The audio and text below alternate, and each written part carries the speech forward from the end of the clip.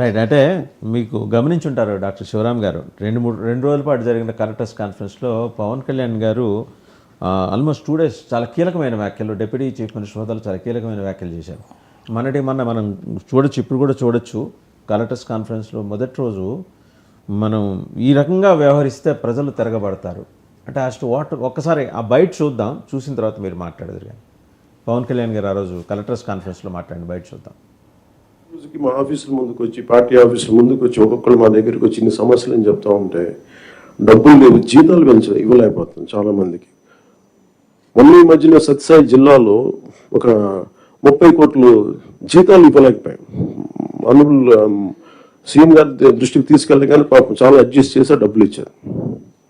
అంటే ఇవన్నీ చూస్తుంటే it is a big lesson all of you should learn.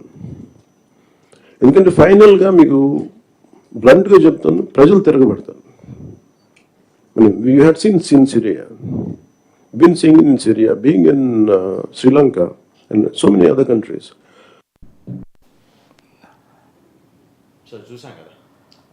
పరిస్థితి ఇలాగే ఉంటే ప్రజలు తిరగబడతారు. ఇప్పుడు నేను ఒక మాట చెప్తానండి, మనం సరే అంత పెద్ద సైకో అనాలిసిస్ చేయగలిగే శక్తి లేదు నాకు, but with common sense common.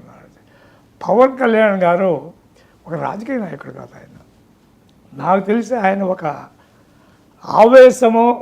ఆవేదనతోటి పెరిగిన మనిషి. ఆయన 10 మందికి మంచి చేయాలా, రాష్ట్రం బాగుపడాలా, మనం అందరం బాగుండాలా అని ఆలోచనలతో, ఆ ఉత్తేజం, ఆ ఆవేశంతో ఆయన మాట్లాడుతూనే ఉంటారు.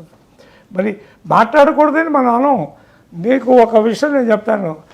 ఒక నాయకుడు అన్నాడు, ప్రజాస్వామ్యం ఎక్కడ ఉంటుందో నేను అక్కడ పోతా అన్నాడు ఒక ఆయన. ఇంకొక ఆయన ఏమన్నాడు, ప్రజాస్వామ్యం ఎక్కడ లేదో నేను అక్కడ పోతాను, ప్రజాస్వామ్యం వచ్చే విధంగా నేను అక్కడ పోరాడతాను అన్నాడు. అదే పద్ధతిలో ఇక్కడ పవన్ కళ్యాణ్ గారు కూడా, నా అభిప్రాయం ఏంటంటే, ఆయన is not talking like A full ప్లేజ్డ్ politician. ఆయన ఒక ఆదర్శవాది, ఆవేశం, ఉత్తేజం, అందరికీ మంచి చేయాలనే ఆలోచనతోటి ఉన్న మనిషి. మనసులో ఏమి దాచుకోకుండా బయటికి ఆయన ఫీల్ అయింది బయటికి చెప్తా ఉన్నాడు. ఈవెన్ క్యాబినెట్ మీటింగ్లో కూడా ఆయన చెప్పింది కూడా అదే. దాన్ని అందరూ కూడా దాన్ని ఆలోచించాల్సిన బాధ్యత అందరి మీద ఉన్నారు. రైట్. సరే, ఆ అంశం పక్కన పెడితే, తిరిగి గడిచిన 5 ఏళ్లలో జగన్మోహన్ రెడ్డి గారి ప్రభుత్వంలో జరిగిన అరాచకాలు, దౌర్జన్యాలు,